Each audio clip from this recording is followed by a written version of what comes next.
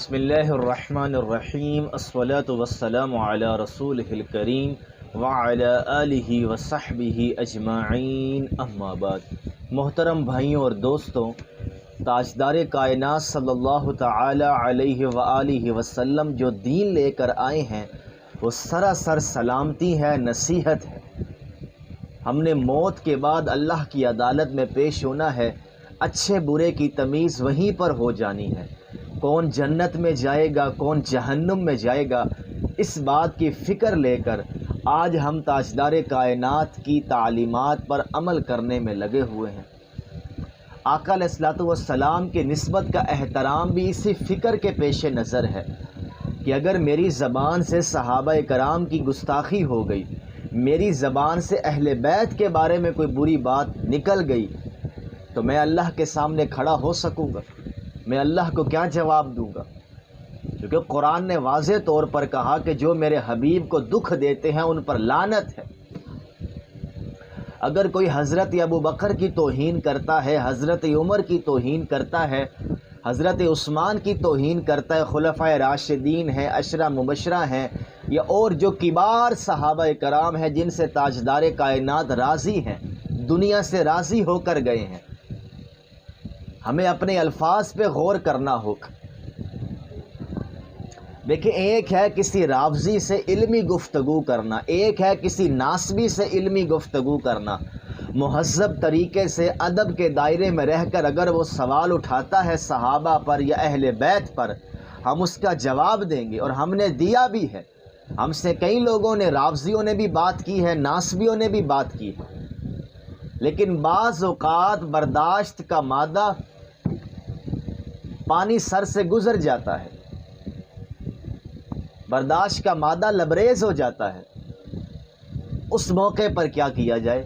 تو میں آپ حضرات کی خدمت میں چند گزارشات لے کر آیا ہوں۔ کبھی صحابہ کرام سے بدتمیزی کرنے والے کی بات کا جواب نہ دے۔ قرآن نے واضح طور پر کہا وَإِذَا خَاطَبَهُمُ الْجَاهِلُونَ قَالُوا سَلَامًا۔ وہ جاہل ہے، وہ آپ سے علمی مسئلہ ڈسکس کرنے آیا ہی نہیں ہے، وہ بس آپ کو غصہ دلانے آیا ہے، آپ کو آپ کے اخلاق کو مجروح کرنے آیا ہے۔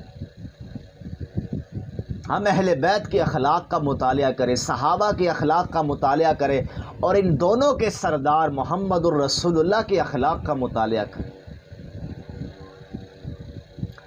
جو ناسبی علمی ڈسکشن کرنے آیا ہے مہذب طریقے سے، شائستگی کے ساتھ، وہ دل کھول کر اہل بیت پر سوال اٹھائے، ہم جواب دیں گے۔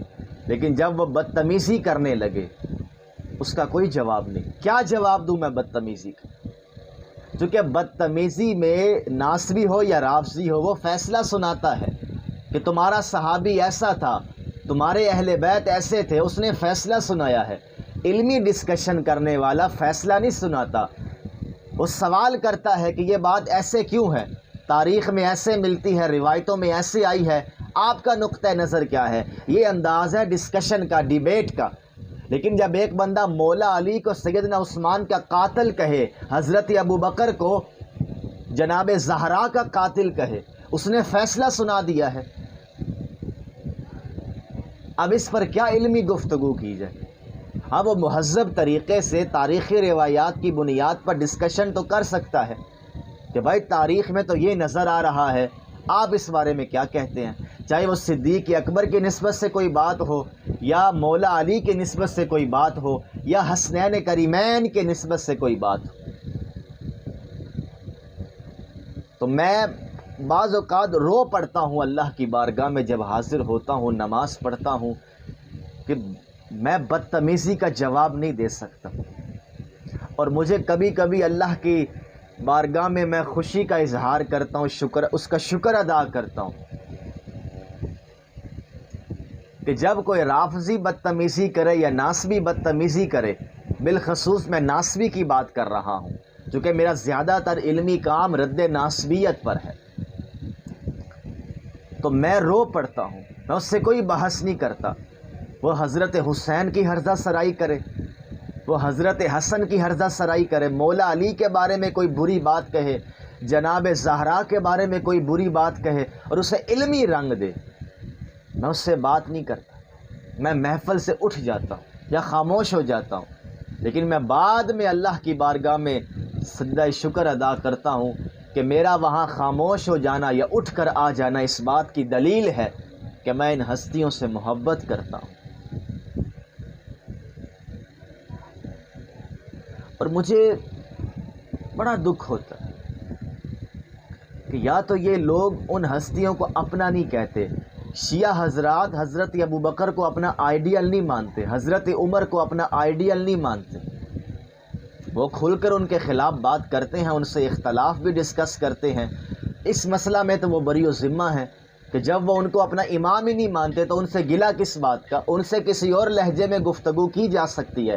ناسبی تو ایک طرف کہتا ہے کہ علی میرا امام ہے، حسن حسین میرے سروں کا تاج ہے، جناب فاطمہ سے میں علم کی خیرات لیتا ہوں، یہ ناسبی کہا کرتے ہیں، ادھر سے پھر حرزہ سرائی بھی کرتے ہیں۔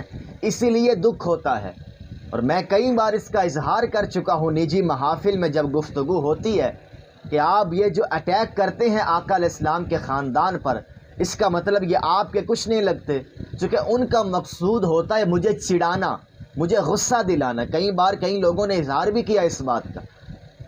اب وہ مجھے چڑھانے کا کوئی اور طریقہ بھی اختیار کر سکتے ہیں۔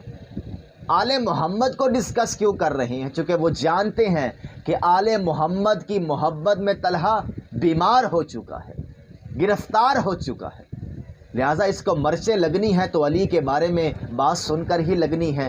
تو یہ بندہ گفتگو کرنے آیا ہے یا مجھے مرچیں لگانے آیا ہے؟ تو ایسے بندے کے بارے میں وَإِذَا خَاطَبَهُمُ الْجَاهِلُونَ قَالُوا سَلَامًا، اور کیا میں کہہ سکتا ہوں؟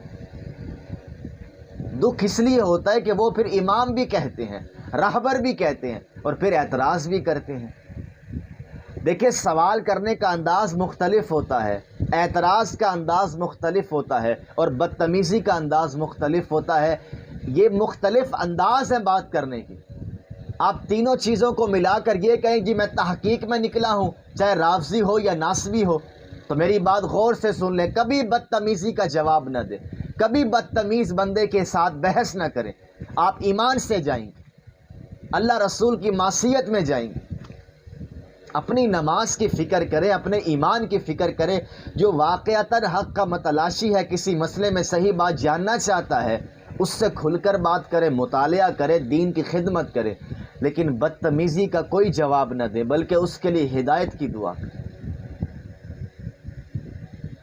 اللہ تعالی ہم سب کو محمد و آل محمد کا ادب نصیب فرمائے، صحابہ کرام کا ادب نصیب فرمائے، ان کی محبت نصیب فرمائے۔ وما علینا الا البلاغ۔